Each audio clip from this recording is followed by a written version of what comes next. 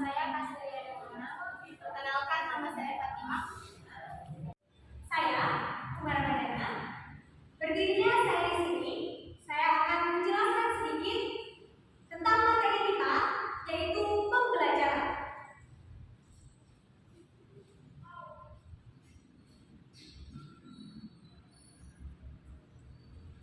Kata pembelajaran sudah tidak asing lagi di kalangan pendidikan. Tentunya dalam hal pembelajaran ini kita harus tahu apa saja yang terkandung di dalam pembelajaran ini. Saya akan membahas tentang hakikat pembelajaran itu sendiri. Yang pertama yaitu pembelajaran sebagai konstruktivisme.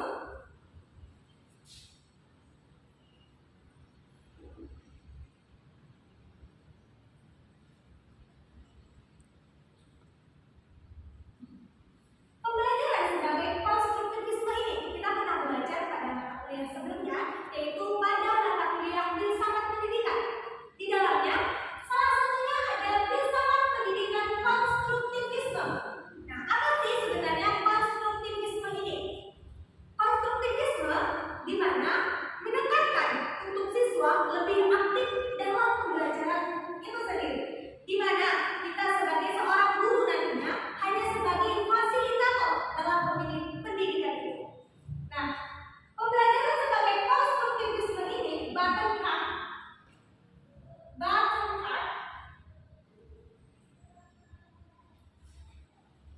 dalam Paulina McFadden dan kawan-kawan menjelaskan bahwa pembelajaran sebagai konstruktivisme adalah salah satu aliran pendidikan yang mengajarkan tentang bagaimana siswa bisa lebih ditekankan untuk aktif dalam pembelajaran itu sendiri.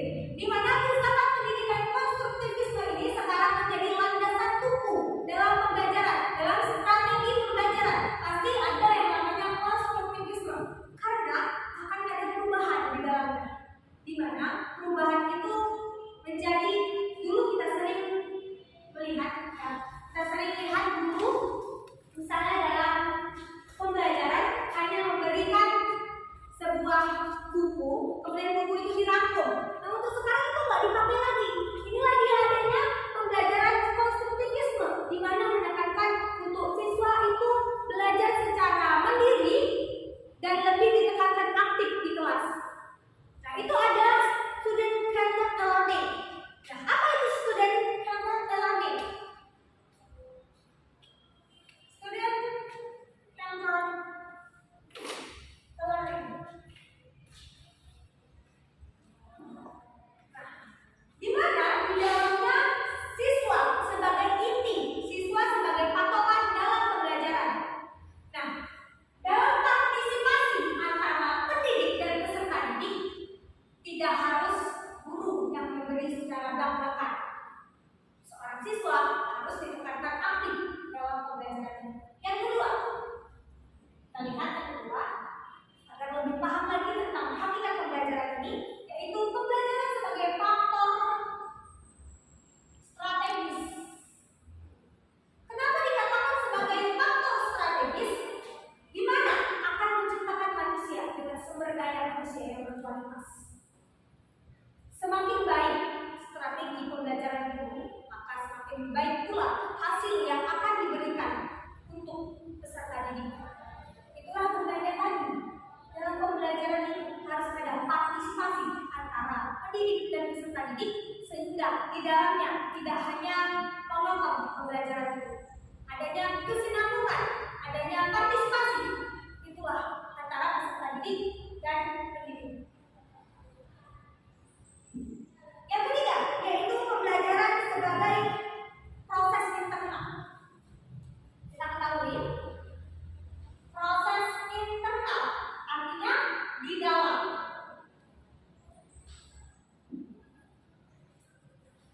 Siswa itu adalah objek, di mana dalam proses internal ini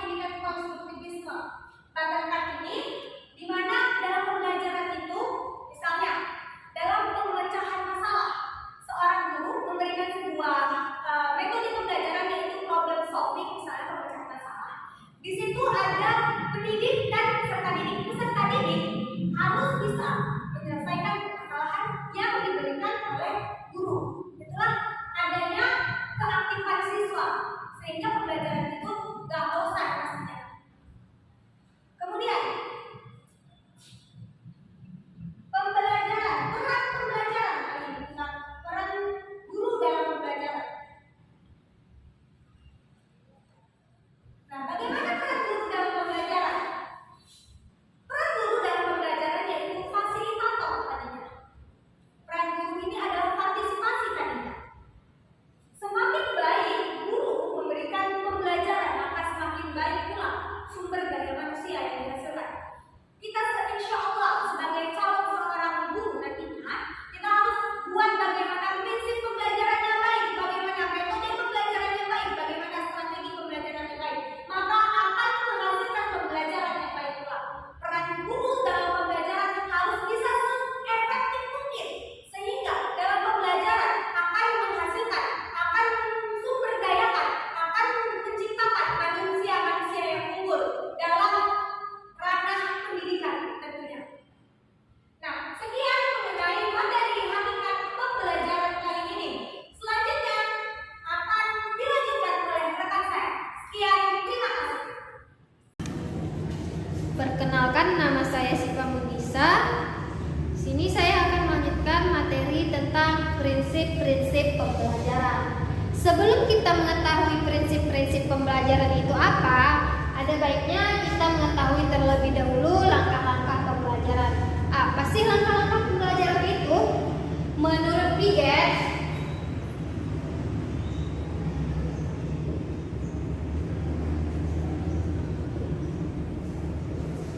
langkah pembelajaran itu ada 4. Yang pertama, menentukan topik.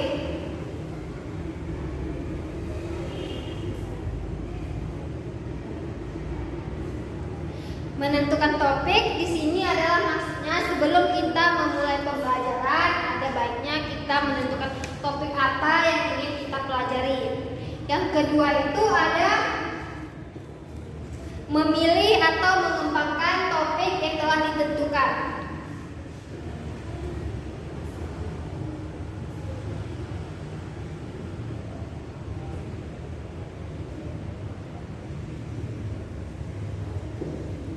Yang ketiga itu ada mengetahui kesempatan.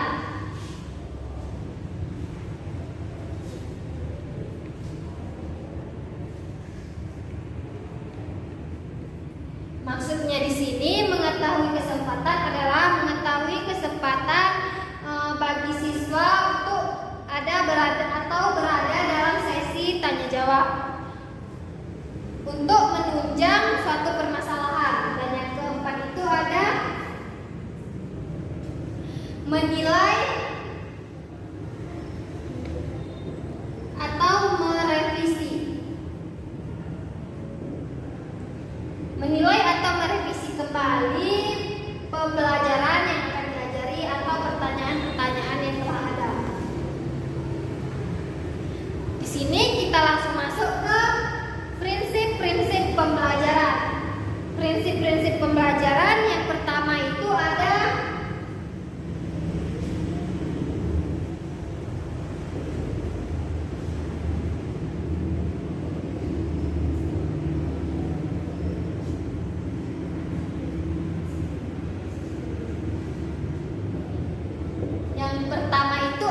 perhatian dan motivasi.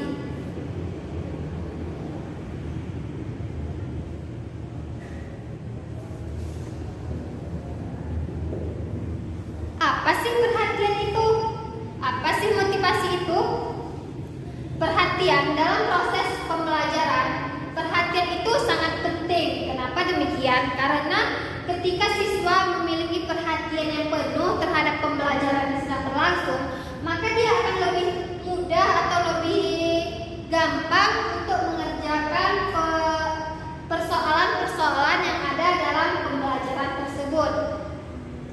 Ya, dan motivasi itu berkaitan erat dengan minat. Motivasi atau minat itu sangat diperlukan juga dalam proses pembelajaran. Jika seorang siswa mempunyai motivasi terhadap suatu bidang studi, maka dia akan lebih cenderung suka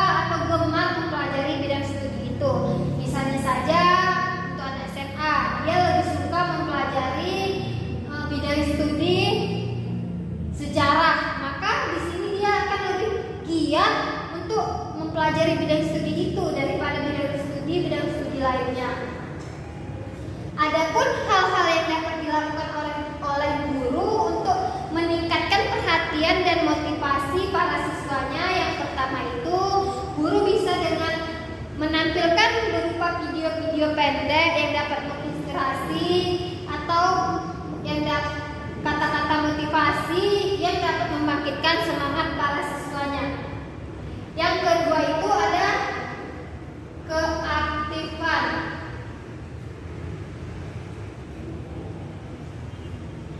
Menurut psikologi, pada dasarnya anak adalah makhluk yang paling aktif. Keaktifan itu ada dua. Yang pertama keaktifan psikis dan keaktifan fisik. Keaktifan psikis itu lebih cenderung susah untuk kita amati, dan keaktifan fisik itu lebih mudah atau lebih mudahnya kita mengamati keaktifan fisik tersebut. Contoh keaktifan fisik itu adalah ketika siswa berdiskusi dengan temannya, ketika siswa menulis, itu dapat dikatakan dengan keaktifan fisik. Sedangkan keaktifan psikis ini adalah ketika siswa membandingkan suatu persoalan dengan persoalan yang lain, atau siswa menggunakan hasanahnya untuk memecahkan suatu permasalahan. Bagaimana sih guru dapat langkah-langkah apa yang dapat dilakukan oleh guru untuk melihat keaktifan para siswa? Yang pertama itu guru dapat melakukan kegiatan sesi tanya antara guru dan para siswanya. Adapun yang kedua itu guru dapat melakukan atau membentuk beberapa siswa menjadi beberapa kelompok. Di sini guru dapat melihat bagaimana keaktifan para siswa tersebut. Dan yang ketiga itu ada keterlibatan langsung.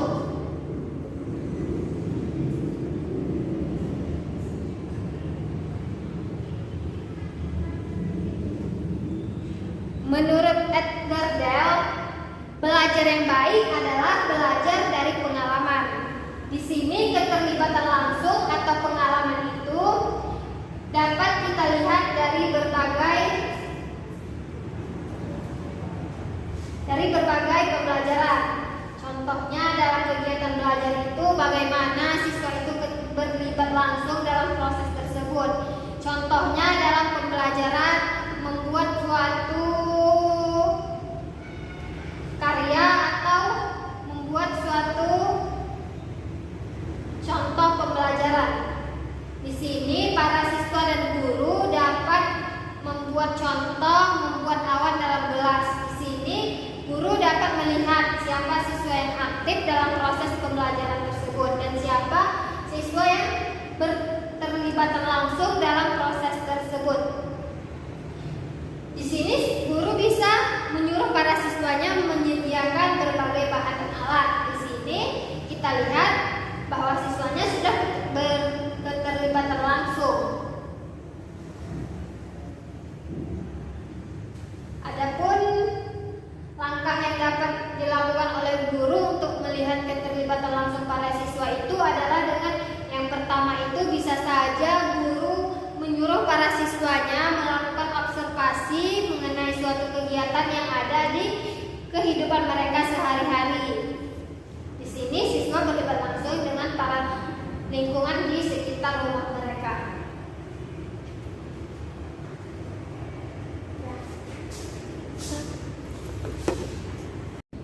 Perkenalkan, nama saya Putri Nurhaliza. Di sini saya akan melanjutkan materi yang telah dibawakan teman saya, yaitu prinsip-prinsip pembelajaran. Nah, selanjutnya yang keempat yaitu prinsip pembelajaran pengulangan.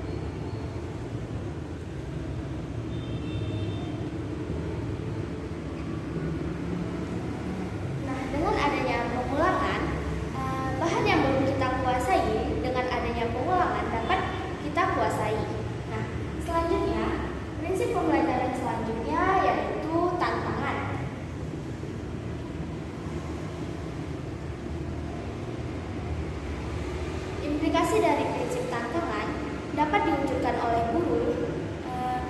Guru dapat menciptakan situasi kelas yang menantang siswa. Tantangan dapat diwujudkan oleh guru dalam bentuk kegiatan pembelajaran, bahan pembelajaran, dan metode pembelajaran.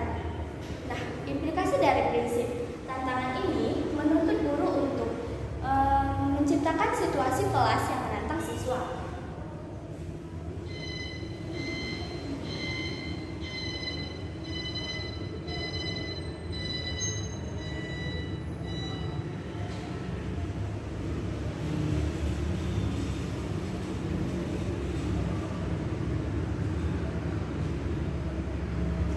Yang kedua, guru dapat memberikan tugas pemecahan masalah yang bersifat menantang siswa yang dilakukan secara kelompok maupun secara individual.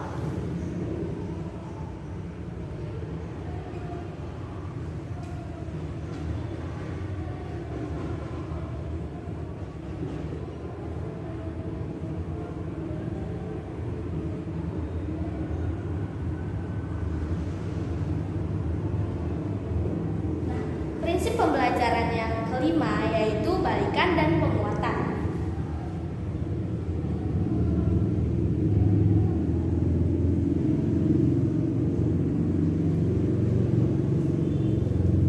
Implikasi dari prinsip balikan dan penguatan ini menuntut guru dapat memberikan balikan dan penguatan sesuai dengan karakteristik masing-masing siswa. Dengan adanya balikan dan penguatan ini, siswa dapat menentukan mana yang baik dan mana yang buruk untuk dirinya.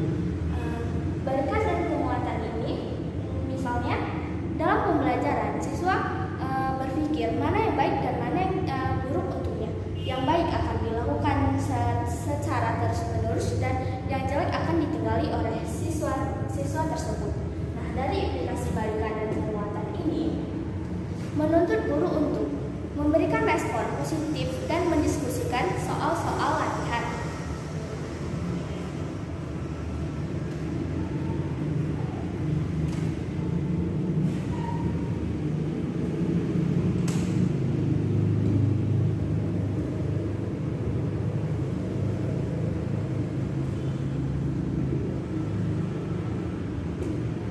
Selanjutnya, guru memberikan hasil pekerjaan siswa dengan catatan berbagai penting.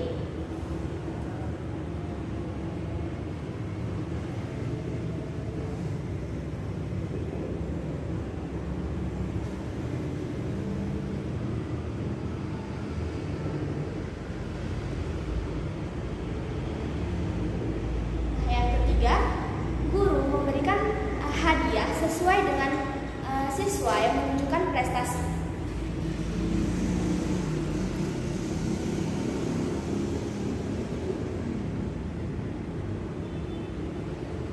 Prinsip pembelajaran yang terakhir yaitu perbedaan individual.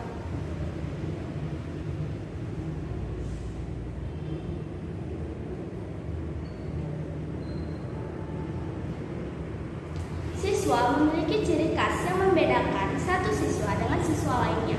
Kondisi ini perlu disadari oleh setiap guru. Oleh karena itu, yang akan dihadapi di kelas oleh guru yaitu berbagai keunikan siswa. Oleh karena itu, guru perlu memberikan layanan sesuai dengan karakteristik masing-masing siswa di kelas. Nah, implikasi dari prinsip perbedaan individual ini menuntut guru untuk menggunakan berbagai metode pembelajaran guna untuk melayani kebutuhan karakteristik masing-masing siswa.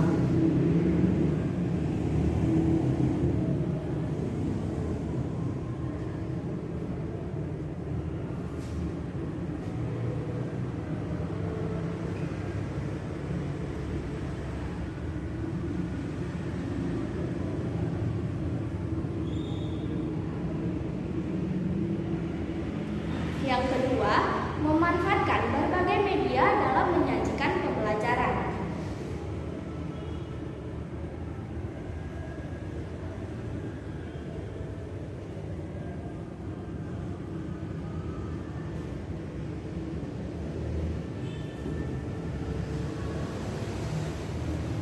Yang ketiga, mengenali karakteristik siswa sehingga dapat menentukan perahuan pembelajaran yang baik dan tepat bagi siswa yang bersangkutan.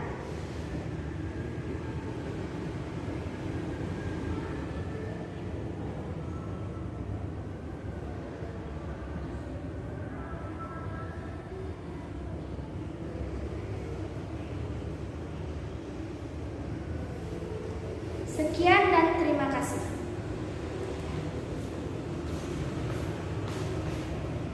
Mana pendidikan? Saya Sri Wahyuni. Di sini saya akan menjelaskan sedikit materi tentang metode pembelajaran.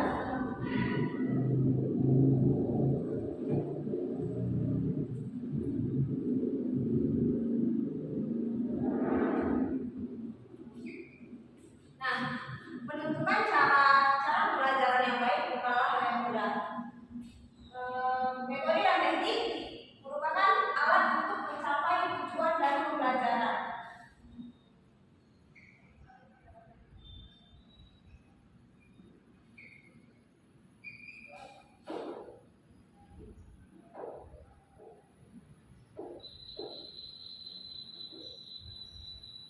Nah, operasionalisasi satu atau lebih dari metode-metode pembelajaran dapat kita realisasikan di dalam kegiatan pembelajaran berdasarkan strategi pembelajaran yang telah ditetapkan.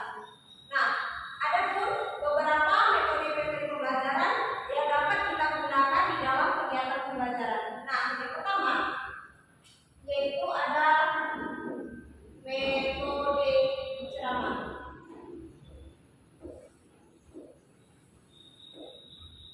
Nah, metode ini sudah sering dan banyak digunakan di dalam kegiatan pembelajaran. Ceramah merupakan penjelasan yang disampaikan secara verbal.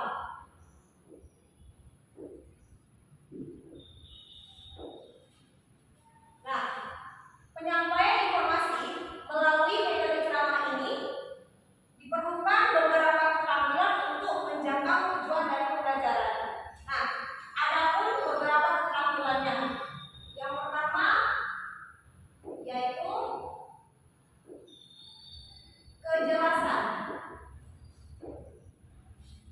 Nah, kejelasan. Kejelasan ini di mana bahasa yang digunakan di dalam menyampaikan informasi baik dari segi kata-kata maupun volume hendaknya jelas agar mudah tersampaikan dengan baik kepada siswa. Selanjutnya ada penggunaan contoh.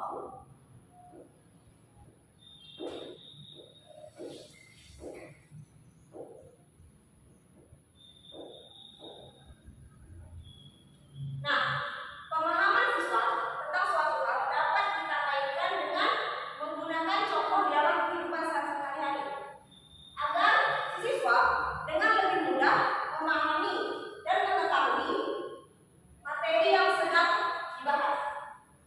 Selanjutnya yaitu ada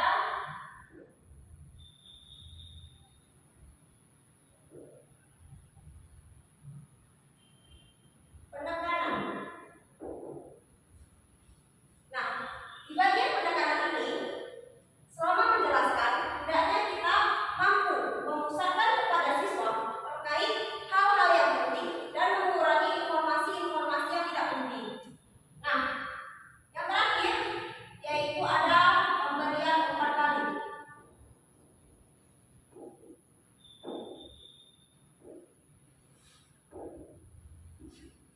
Nah, pada tahap pemberian umpan balik ini, kita memberikan kepada siswa untuk bertanya dan menjawab pertanyaan, untuk memberikan pemahaman kepada siswa terkait materi dan hal-hal yang masih membingungkan. Nah, selanjutnya ada metode tanya jawab.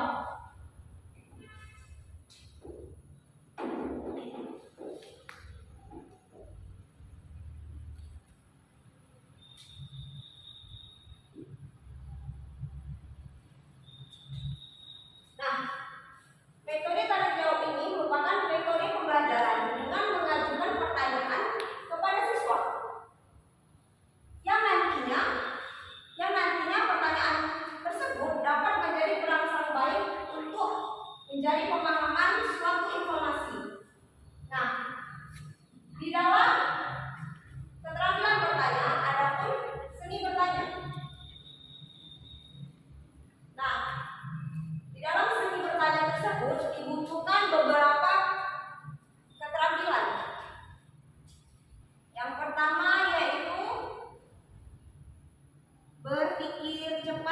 kelas.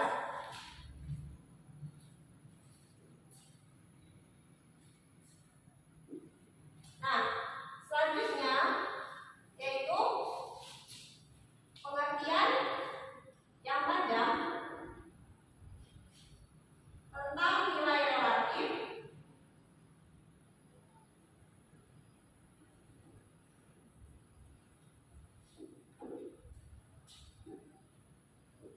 terkait dengan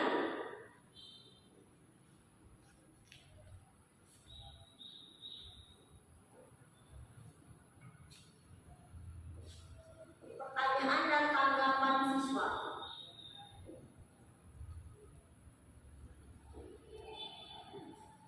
Nah, yang ketiga dibutuhkan keterampilan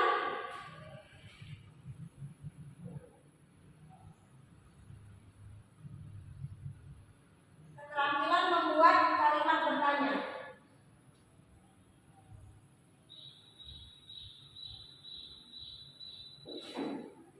Dan yang terakhir yaitu percaya diri. Jadi, di dalam metode tanya jawab ini dibutuhkan berpikir cepat dan jelas, pengertian yang tajam tentang nilai relatif terkait dengan pertanyaan dan tanggapan siswa, dan keterampilan membuat kalimat bertanya serta percaya diri. Nah, jadi jika kita ingin bertanya, jangan ragu-ragu, hendaknya kita percaya diri akan apa yang ingin kita tanyakan terkait materi yang sedang dibahas. Nah, selanjutnya yaitu yang terakhir ada metode diskusi.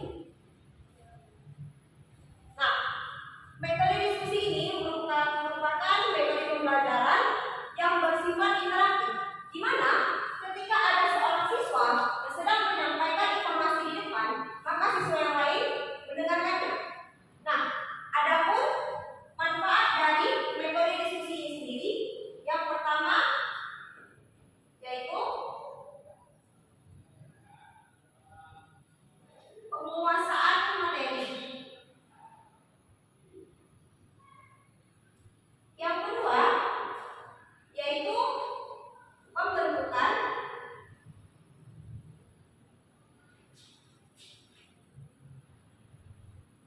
atau modifikasi sifat, dan yang terakhir yaitu pemecahan masalah. Nah, jadi di dalam metode diskusi ini sendiri memang sangat dibutuhkan aktifan siswa untuk menunjang dan menjangkau tujuan dari pembelajaran. Nah, di sini kita membutuhkan 3, yaitu penguasaan materi, pembentukan atau modifikasi sifat, dan pemecahan masalah. Sekian materi dari saya, akan dilanjutkan oleh rekan saya. Terima kasih. Saya Sofi Sutangga. Di sini saya akan melanjutkan materi yang dibawakan oleh teman saya, yaitu tentang metode pembelajaran. Yang keempat, metode kerja kelompok.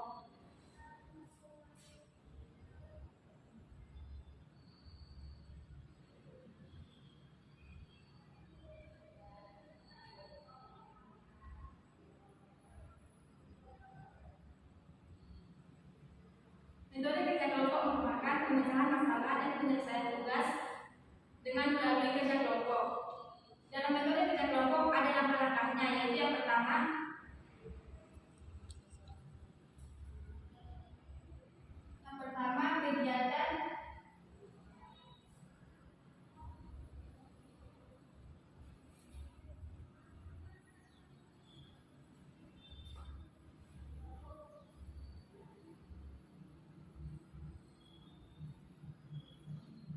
kegiatan persiapan metode pelajaran. Yang kedua, kegiatan pelaksanaan pelajaran.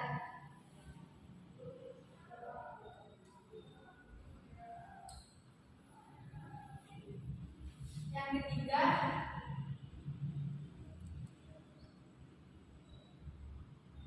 ketiga, kegiatan pembukaan pelajaran.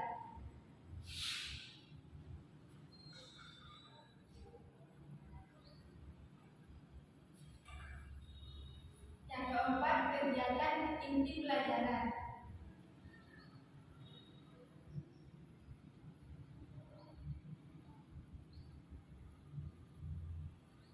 Dan yang terakhir, kegiatan mengakhiri pelajaran.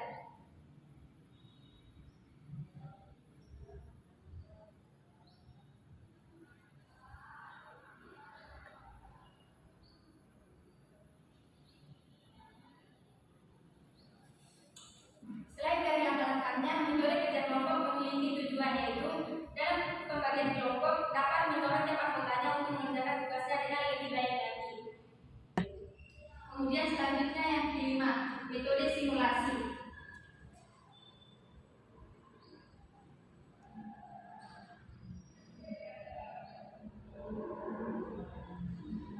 Metode simulasi merupakan tiruan yang hanya pura-pura saja. Dalam metode simulasi memiliki tujuan, yaitu yang pertama,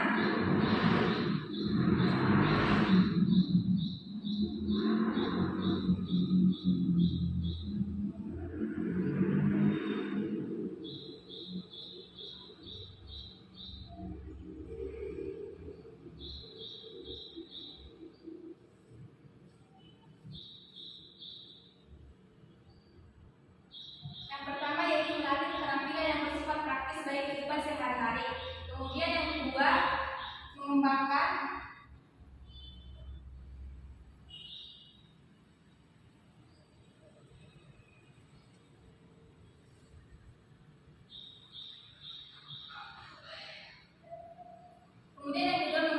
sikap percaya diri bagi peserta didik. Yang kedua yaitu metode demonstrasi.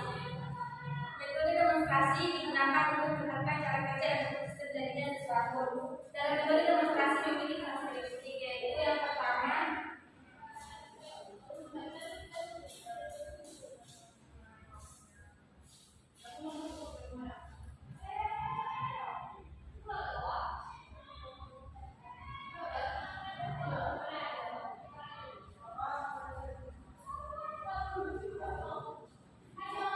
mempertunjukkan objek sebenarnya.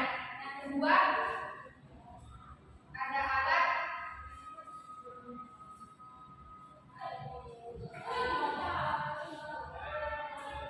proses penyembuhan.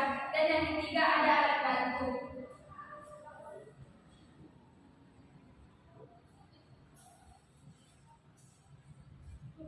Tujuan dari metode demonstrasi ini yaitu mempertunjukkan objek sebenarnya sesuai dengan yang diajar dan kesanggupan dan kemudahan untuk dipahami siswa.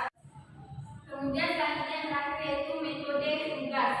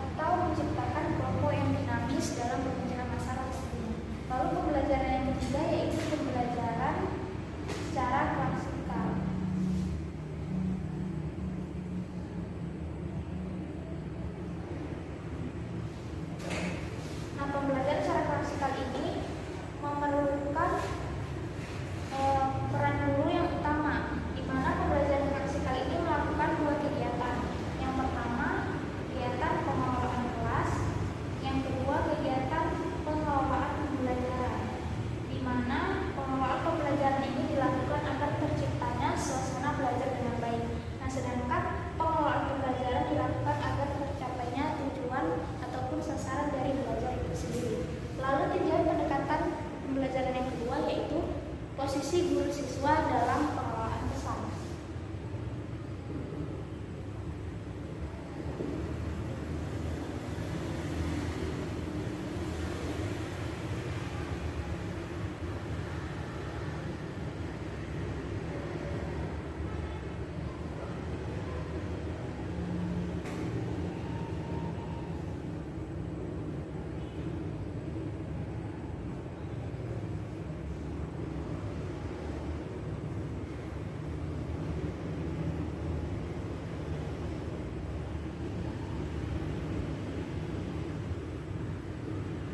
Posisi guru siswa. Di sini posisi guru siswa yaitu diperlukan peran utama guru dalam menyampaikan pengetahuan, wawasan dan juga keterampilan dalam menyampaikan pesannya. Di mana dalam penyampaian pesan itu terdapat dua strategi. Yang pertama ada strategi ekspositori. Nah, strategi ekspositori ini merupakan suatu pembelajaran yang dilakukan oleh guru dengan memberikan materi secara lisan. Nah, yang kedua strategi empiri, yaitu kegiatan pembelajaran dengan mencari informasi atau pengetahuan di mana prosesnya dilakukan dengan rasa bertanya atas dasar rasa keingintahuan. Lalu strategi discovery merupakan penemuan hal baru atau ide baru yang diciptakan oleh masing-masing siswa, di mana prosesnya itu menciptakan suatu hal ataupun pertanyaan di mana hal yang tidak dipahami oleh siswa itu sendiri. Nah, sekian materi yang dapat saya sampaikan. Nama saya Fatima. Di sini saya akan melanjutkan materi yang telah dibawakan oleh rekan saya, yaitu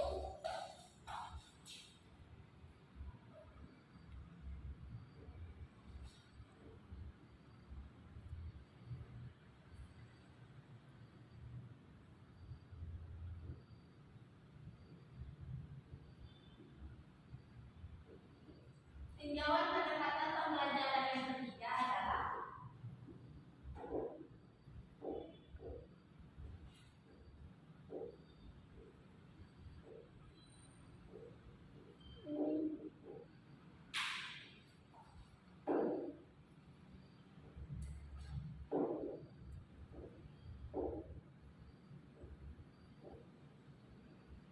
pencapaian kemampuan dalam pembelajaran.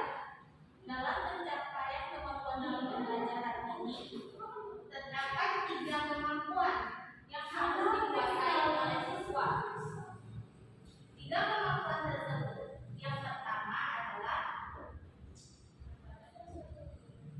ranah kognitif.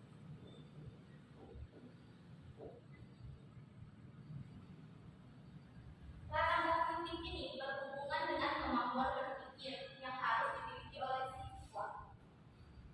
Ranah kognitif dibagi menjadi 6 tingkatan, dari tingkatan terendah hingga tingkatan tertinggi. Yang pertama adalah pengetahuan. Yang kedua pemahaman.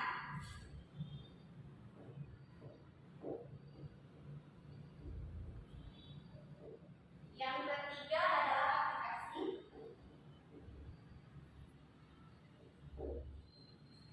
Yang keempat analisa. Yang kelima sintesa. Yang keenam atau yang terakhir evaluasi. Nah, selanjutnya adalah ranah afektif.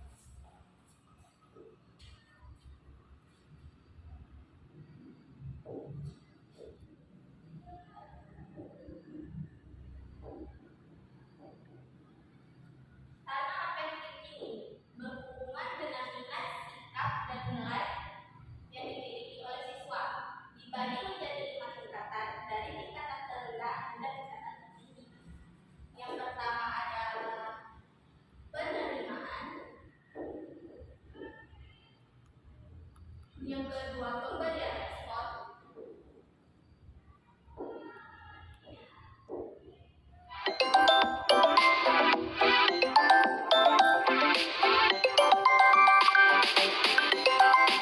Tiga.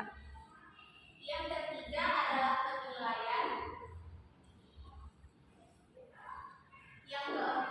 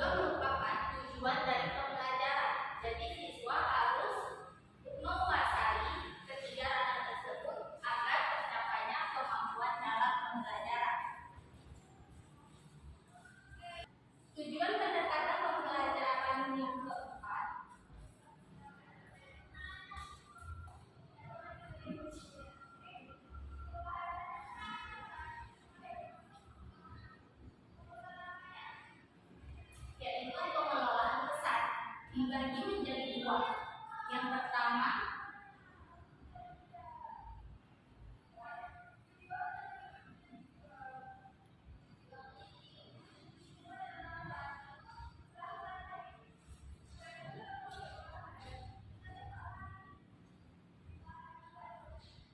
pengelolaan pesan secara deduktif. Di sini, pengelolaan pesan ini berarti penyampaian materi yang dilakukan oleh pendidik. Pengelolaan pesan secara deduktif ini bisa diartikan sebagai pengelolaan pesan yang dilakukan dengan menyampaikan hal yang umum ke hal yang khusus. Contohnya, peserta pendidik memberikan sebuah pengertian atau mendeskripsikan tentang kalimat tunggal, lalu memberi